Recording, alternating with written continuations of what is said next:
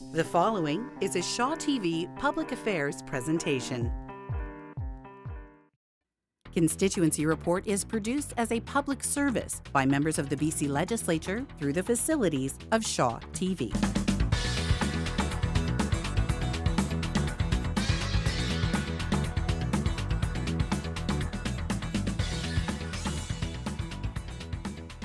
Hello and welcome to Constituency Report. I'm Tracy Grimsrud. Very pleased to welcome to the studio today Doug Clovechok. He is MLA for Columbia River Revelstoke. Well, welcome, thank you. Doug. Yeah, thank you very much. It's great to be here and excited to be with you. Yeah, definitely great to have you here. And I thought, beautiful day in Victoria. Yes, it is beautiful. Always beautiful. It is so. That it is. Yeah. Well, since you're one of our newer MLAs, I thought it might be helpful to sort of take a look back at your life before politics. Tell us a bit about your background in education, business, and tourism. Well, sure. Well, I don't know if it's all that new. I know our previous premier used to call me the longest-serving unelected MLA in British Columbia, but so I've been trying to do this for a while. But I started off as a teacher. I was a phys ed social studies teacher and did that for a while, got into administration and decided I needed to get into the private sector. So spent some time in tourism. I worked for Princess Cruises, actually Princess Tours, which is a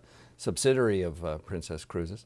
Also established a non-for-profit organization in Calgary known as the Calgary Educational Partnership Foundation. And we started that organization with $5,000 and this big, great idea, and it ended up being a multi-million-dollar foundation that still exists today that brings business into the lives of kids. So we were very, very proud of that. And then I moved out to British Columbia. Was always very politically active and found the BC Liberals and ended up being the Riding Association president. And here we are today. Absolutely. It's been a journey. Definitely. And it still continues. Yeah, how are you enjoying your work as MLA? And you've got 2 critic roles as well. I do. You know what? It's really good. My business card has changed 3 times since I got elected, but enjoying the heck out of it. I enjoy the work here in Victoria. You realize that there's lots of really positive things that you can do, but my critic roles, tourism, which is my background, which made sense, and arts and culture. And I've really started to get to know the film industry, which is absolutely fascinating. And I'll give them a bit of a plug. I mean, that's a $2.4 billion industry of expenditures just last year alone. So I'm really enjoying that part. And of course, everything Columbia, the Columbia Basin Trust and the Columbia Power Corporation and the negotiations with the Americans are very important to my region. So I'm really getting into that and enjoying the work a whole bunch, yeah. Well, I know a big part of the job of MLA is keeping people informed. We've got a couple of photos to take a look at here. You're doing radio in Golden and Revelstoke. Is that a big priority for you, making sure constituents are well aware of what is going on here in Victoria? You bet, and that's a fair question. That's why I got hired.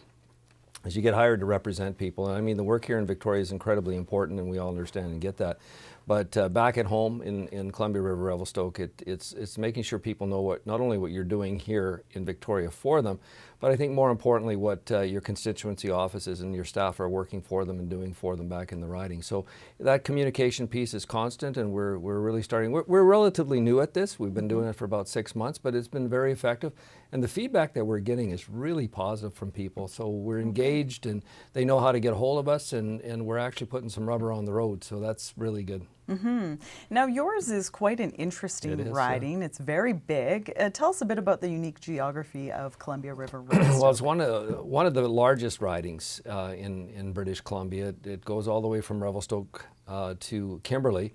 So on a good driving day, which is only in the summertime, not in the winter, it takes me about 5 hours and 15 minutes to drive across the entire riding from south to north or north to south or west in the terms of Revelstoke. So it's very good. It's very diverse. We've got 4 main communities: Revelstoke, Golden, the Columbia Valley, which includes Radium, Kimberley, Canal Flats, then down, not Kimberley, but Invermere, all the way down to Canal Flats, and then of course Kimberley. So we've got 4 major centers and then all the rural areas inside. So it's massive, multi-issue, similar issues, but yeah, it's a challenge, but it's also exciting. One of the most beautiful places in British Columbia you'll ever visit. So we encourage everybody to come out and see us. Definitely. And given that the riding is so large, I know you've set up 2 constituency offices, and we've got some photos from the opening of each in Kimberley and Revelstoke. So a variety of ways for constituents to connect with you. Well, pardon me, because the riding is so big, we we looked at where to put constituency offices, and Columbia River Revelstoke has about 24 to 25,000 plus or minus voters. So the majority of those voters between Kimberley and Revelstoke are about over half. So we decided put the offices where the population, and that way we can better serve the constituents. And then inside the riding, where we don't have offices, I'm making appointments on a regular basis and meeting with constituents. They also can get a hold of us through Facebook or email or on the telephone. So we've opened up a communication line that wasn't there before. And that's one of the positive things that we're hearing from people, is that the MLA office is far better represented than it ever has been. And that was our goal, that was our intent, and that was our promise, so we kept our promises. We do that on the BC Liberal side of the world. Fantastic. Well, our next photo features a recent drive you took through the constituency. It looks like the beautiful fall colors are in full effect. Yeah, you know what? We live in an incredibly beautiful place where I always kid with people, we're 6 mountain ranges and a ferry ride away from our provincial capital. But we've got the Purcell Mountains to the west, and the Selkirk Mountains, the Monashee Mountains, the Rocky Mountains. And right now those hills are just lit up with larch, and it's just incredibly beautiful. So yeah, I'm pretty proud of where we live. Yeah, definitely. But as you mentioned, that drive is better done in the summer and fall, perhaps. Well, in the winter, we've got, of course, we've got some pretty tricky highways. The Rogers Pass is a big one, and it's one of the highest mountain passes in Western Canada, and gets lots of snow, and so it is a bit of a challenge. So in the wintertime, yeah, you're taking your time, I can tell you that. Definitely. Well, staying with that, let's begin looking at some of the issues going on in the riding, starting with transportation. I know there's a lot going on between Revelstoke and Kimberley. Let's start with the Trans-Canada Highway. What is happening or not happening there? Well, that's always a good question, is that the Trans-Canada Highway right from the Alberta border all the way to Kamloops is a huge issue, and it has been for our previous government, which was the BC Liberal government, and we committed an enormous amount of money and time to that. The Kicking Horse Canyon piece of the highway is probably going to be one of the most expensive, not probably, it will be one of the most expensive highway fixes anywhere to twin that highway. These are not twinned highways. The Rogers Pass from Golden to Revelstoke is probably one of the most dangerous pieces of highway anywhere in Canada. So there's a lot of work that needs to be done on that. We've made some serious commitments to that. We made some really important upgrades during the last governance period that we were in. So right now we're waiting to see what these new guys have to do, and they tell you they got the game. We're waiting to see if there's any rubber on the road here coming up real quick. But incredibly important issue for us. So many people get stuck in Revelstoke and or Golden because of the snow or the accidents, and so it's a big issue for us. And I'm working really hard on that. Met with the minister during UBCM, talked about the highway, so it's always at the forefront of my thought when it comes to Columbia River Revelstoke. Absolutely. Another thing I wanted to touch on, there's a real congestion point in Radium. How are you working to resolve that one? Yeah, that's a good point. Radium comes down the hill of Radium to the small village of Radium, but you have to remember where I live in the Columbia Valley. Our population increases by 40 to 50,000 people between May and October, and mostly Albertans and folks from Saskatchewan. And so as you're coming down the hill out of the park, it congests, and we've had to get flaggers there. The mayor of Radium is doing a great job trying to work with this, but we've got the RCMP doing their thing, and what we need there is likely a roundabout to get that traffic moving better. So it's a good thing to have. All the people want to come and visit us, but we've got to keep that traffic moving. So that's something that's definitely on the radar screen as far as we're concerned with the MOTI, and that's been brought to the minister's attention for sure. And also some speeding issues in Fairmont? Yeah, Fairmont, just a little bit down the road from Radium, you've got a lot of the logging trucks, and thank goodness we've got logging trucks going through our riding because it's one of the mainstays of our economy.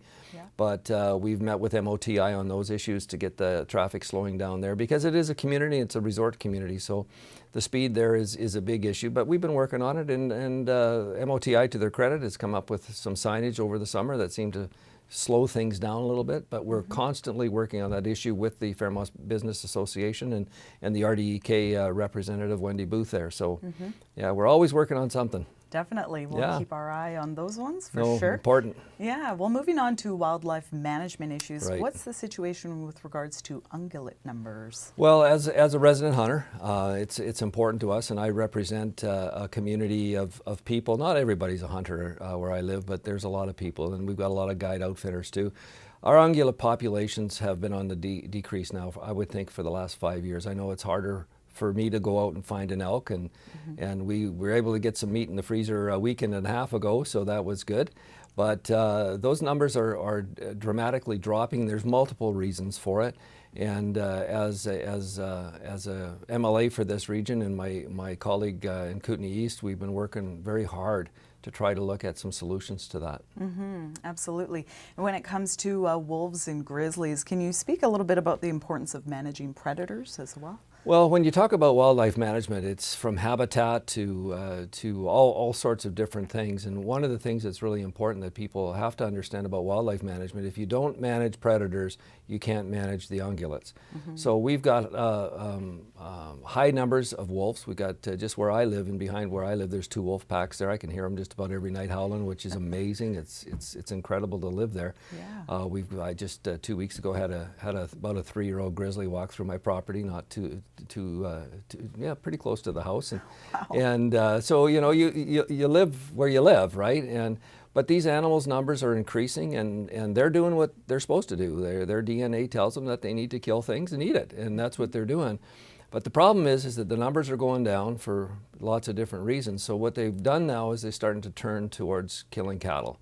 And that sort of thing, and so it's a problem. I know my neighbor who's a rancher last year lost around 25 calves to predators, whether it be cougars or bears or wolves. So that's a financial burden for sure. So it's something that's really important to us where I live, and if you're going to do effective wildlife management, you have to have predator management included in that whole process. And I understand that before the last election, some local folks of different political stripes sort of came together to put together a nonpartisan wildlife management strategy. Where are things at with that right now? Well, you know, that was we had the meeting in Cranbrook, and there were well over, I think there was about 330 some odd people there, and like you mentioned, they're all political stripes, whether they were BC Liberals or NDP or wherever they were, but nonpartisan people as well, guide outfitters, hunters, resident hunters, there was trappers there, First Nations were involved in this kind of a seminar that we had.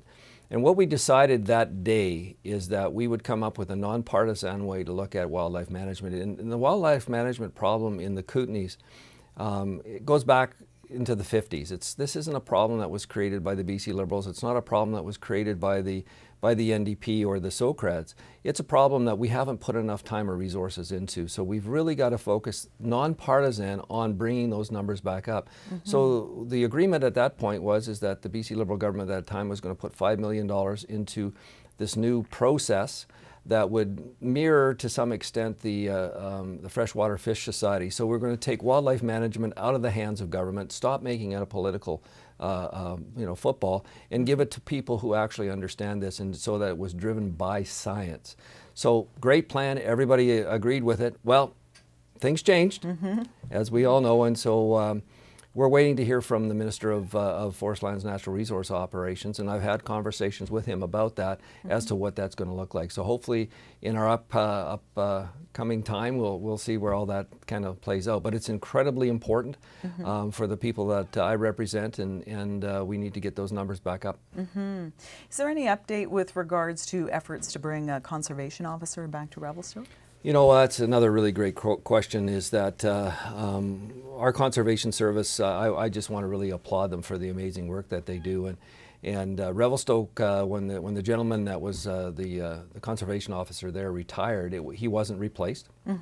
And that has left a huge hole in that community. And right now, the community of Revelstoke is being serviced from a conservation officer that's based out of Golden, so at least an hour and a half, good driving conditions.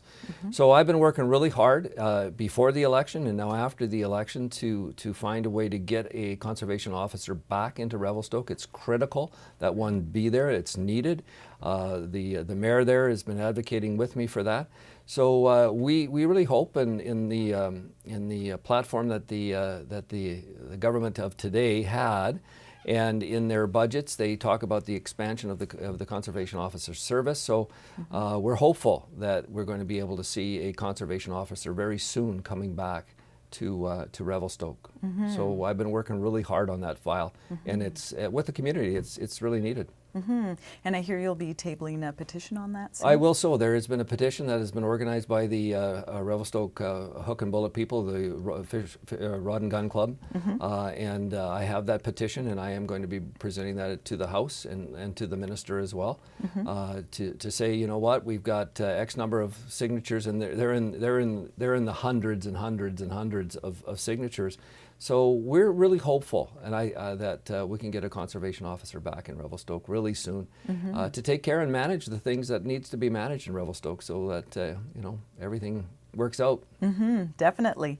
A good time to take a short break here on Constituency Report. Grab a pen and paper. We're going to put up contact information for MLA Doug Clovechok. We mentioned earlier all those great ways to get in touch with him, so stay tuned. We'll put that information up, and we'll be back to chat much more with Doug right after this.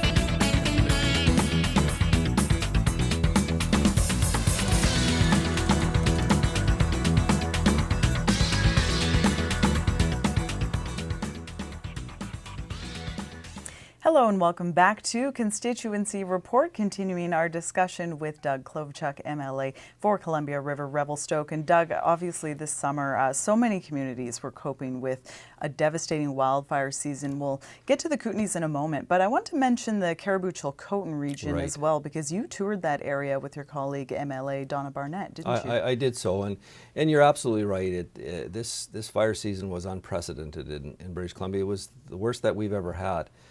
For a lot of different reasons, and as the tourism critic, I did have the opportunity twice to go up to the Caribou-Chilcotin with MLA Donna Barnett and tour the area.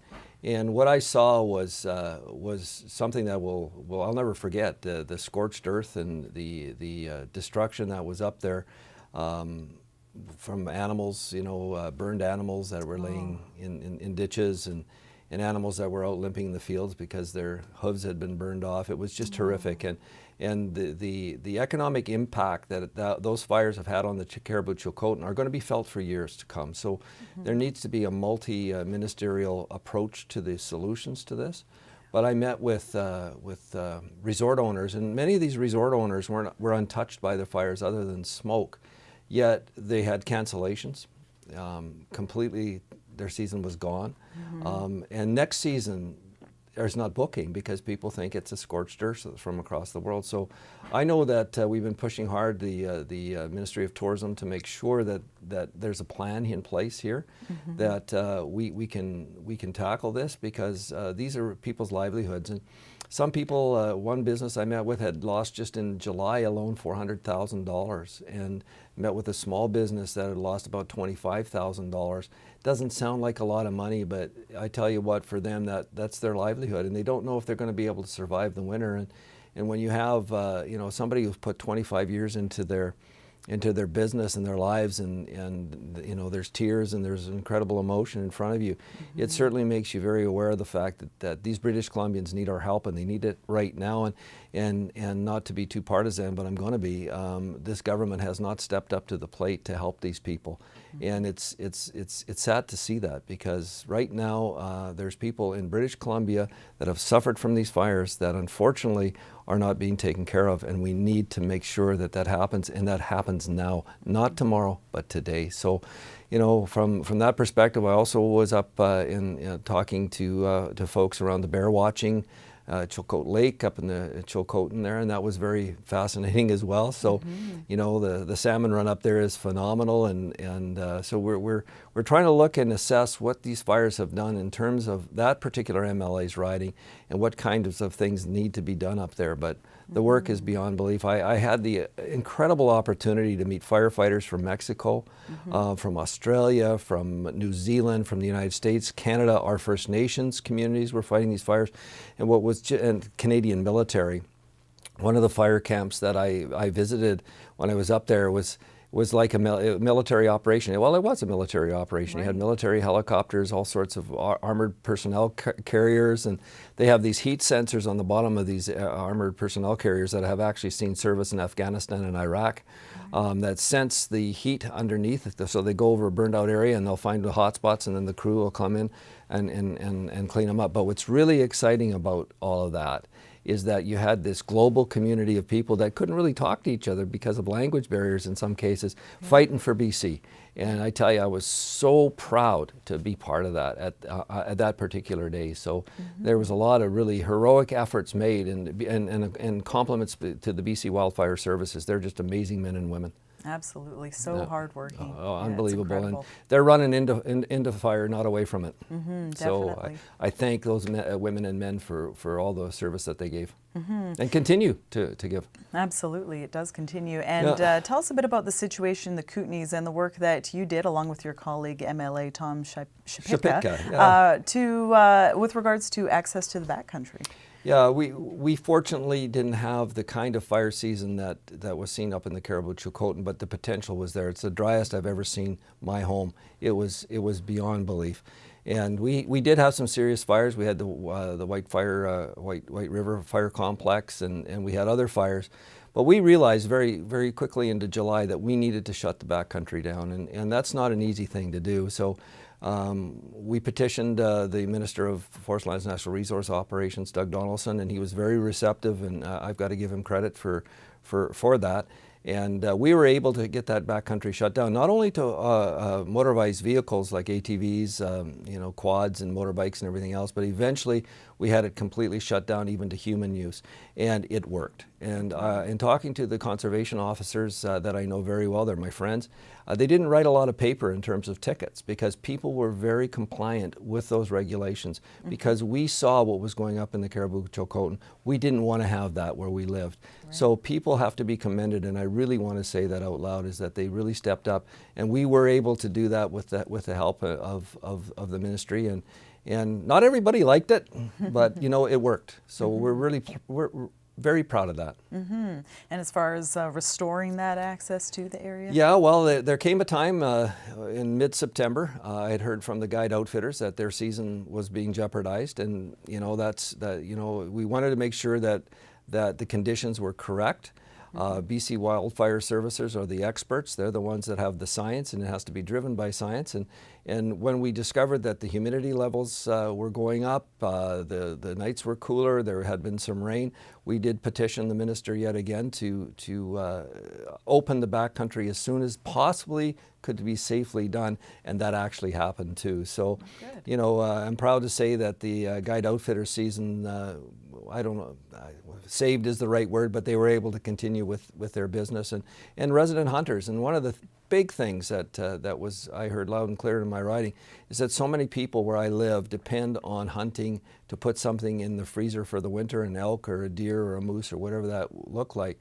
And they were able to do that and continue to do that. Whitetail is still open back at home. So we were really proud we were able to do both sides of that, and you know, thank God it all worked. Absolutely. Yeah. Great work by Thank a great you. team. Thank you. Yeah. Well, moving on, let's take a look at some of the great community events that have taken place in the riding, starting with a visit to Craigellachie. What was happening there? Well, that was really good. That's in my colleague Greg Kylo's riding of Shuswap, and what that venue is the celebration of the last spike. That's where the last spike was driven for the Canadian Pacific Railroad, and part of Canada 150 celebrations. We all know the importance of the Chinese community and the Chinese culture had in building that railroad. They weren't treated that well. We all know that. So this celebration was to put a plaque up at that venue in commemoration of the amazing work that were done by the Chinese community. We had people coming from Vancouver, from the Chinese community, Kelowna, throughout the area. There was just a great celebration there, and a lot of emotion from that community. So I was so proud to be part of that and celebrate with them the contribution that the Chinese community in British Columbia made, because these are generations of British Columbians now, 5 generations of British Columbians whose ancestors actually worked on that railroad now and are living here in BC. So really proud to have been part of that. That's part of the culture end of my critic role, and I get to do some cool things, and that was really special for me. Definitely, and a few more to quickly get to. You helped welcome the arrival of the Canada 150 train in Revelstoke, another fun one? Oh, that was great. It was hotter that day than it was in the Barbados. I think on the pavement it was 39 degrees Celsius. But we congratulated and through the Red Cross we had a fundraiser to raise some money for BC Wildfire Services. So we were able to recognize them. And then there was a huge crowd of probably 500-600 people there, and I thought, wow, look at all the people that came out to see me. Well, no, it wasn't me. It was the Prime Minister of Canada. Yeah, but anyways, I did remind him that he was on the stage with Mayor McKee and myself. So it was a great event, and the CP Rail folks just did a fantastic job with their train and the entertainment. And Dallas Arcan, who was a First Nation hoop dancer, was their world champion hoop dancer. And I know Dallas really well, and he just did a great job. But the people of Revelstoke are just phenomenal, and it was a really great time. So had a lot of fun at that, and hung out with the Prime Minister a little bit. Absolutely. And about a minute left, we want to mention the Columbia Salmon Festival in Invermere as well. Absolutely. That's just a great event. It celebrates from a First Nations perspective, not only the Shuswap First Nation, but the Tunuka Nation, the Kiskanik band there in my valley. And the salmon used to go all the way up to the Columbia Lake, but because of the damming system, it's not there. But the salmon are still celebrated, and that was part of it. We were in a canoe and did a traditional row to the canoe, met the horses on the beach, and it was phenomenal. And I was just so honored to have been asked to be part of that. So it was really good. Yeah, and really quickly, the logging show in Revelstoke, how did you fare against this professional Well, logger? I didn't fare well against the professional log cutter, so I lost, but I gave her my best, give her the 100%, and there's lots for me to learn as a logger, let's put it that way. Definitely. Well, Doug, it's been an absolute pleasure to speak with you today. Yeah, Thanks so much for being here. Thank you very much for the opportunity. Had a great time. Yeah. Doug Clovechok, he is MLA for Columbia River Revelstoke, and as we mentioned, he's got great constituency staff in both his offices in Kimberley and Revelstoke. Go see them with any issues and concerns. And if you'd like more information about any of the topics and issues we've discussed with Doug on the program today, his website is dougclovechukmla.ca. Thanks so much for watching Constituency Report.